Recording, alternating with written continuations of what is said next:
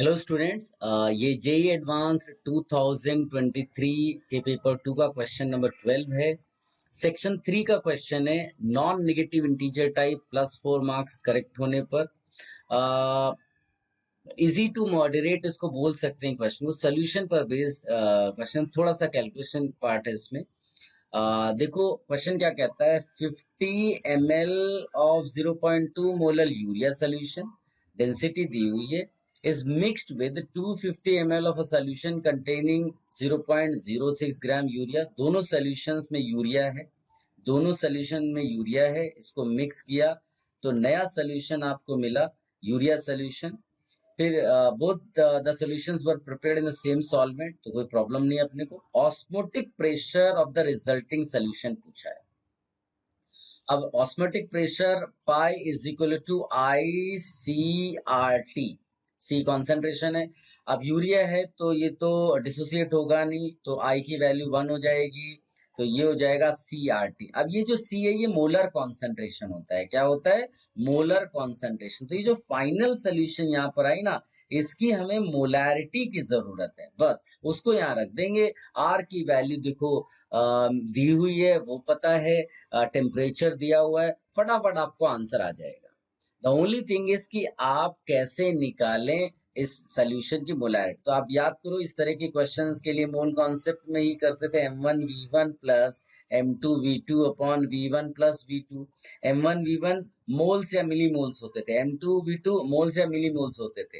अब दूसरा जो सोल्यूशन है उसमें देखो एक दिया हुआ है 250 ml तो वॉल्यूम है, साथ में दिया है 0.06 ग्राम यूरिया। इसका मतलब इसका तो मास से ही सीधे सीधे मोल्स और मिली मोल्स हो जाएगा। तो अगर मैं आपको इस सेकंड सोल्यूशन की बात करूं तो ये इसका मोल्स हो जाएगा 0.06 अपॉन मोलर मास कितना दिया यूरिया का, 60। देखिए कितना आसान है, 0.001 ये मोल्स हैं, ठीक है, बिकॉज वॉल्यूम ml में दिया है। तो हम लोग अगर इसको मिली मोल्स में लिखना चाहें, ये क्या है, मोल्स है। मिली मोल्स में 1000 से मल्टीप्लाई कर दोगे तो ये हो जाएगा मेरे ख्याल से 1 मिली मोल, है ना, 1 मिलीमोल।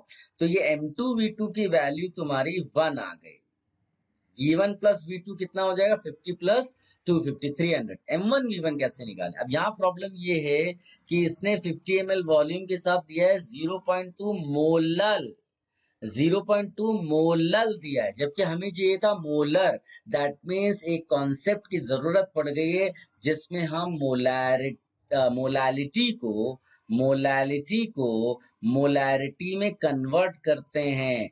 तो अगर तुम रिकॉल करो, मैंने आपको कन्वर्जन मेथड सिखाया है कि how do we convert one concentration into another concentration.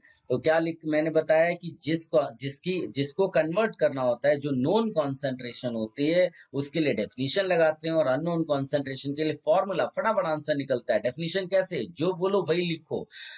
ये 0.2 दिया है ना मोलैलिटी, तो आप बोलोगे 0.2 is nothing but moles of solute, moles of solute present in 1000 grams mass of solvent, mass of solvent.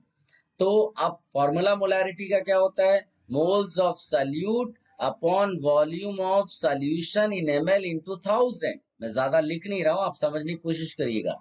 Moles तो 0.2 रख देंगे। वॉल्यूम ऑफ सोल्यूशन कैसे निकालेंगे, उसके लिए तो मास ऑफ सोल्यूशन चाहिए ना, जबकि केवल मास ऑफ सॉल्वेंट लिखा है, यहाँ तो मोल्स ऑफ सल्यूट है ना। तो चलो इसको क्या करते हैं, पहले इसको मास में कन्वर्ट कर लेते हैं। मास ऑफ सल्यूट कितना हो जाएगा, 0.2 इंटू मोलर मास कितना आ गया, ये आपका, ये आ गया आपका 12 आ गया, ये 12 आ गया। इसका मतलब सोल्यूशन का मास कितना हो जाएगा, सोल्यूशन का मास 1012 हो जाएगा, 1012। तो वॉल्यूम कितना हो जाएगा, 1012 से डेंसिटी डिवाइड कर दो, डेंसिटी दी हुई है, हाँ 1, कितना देखिए कितना आसान कैलकुलेशन है, उसने 1.012 दिया ही हुआ है, इंटू 1000 किया।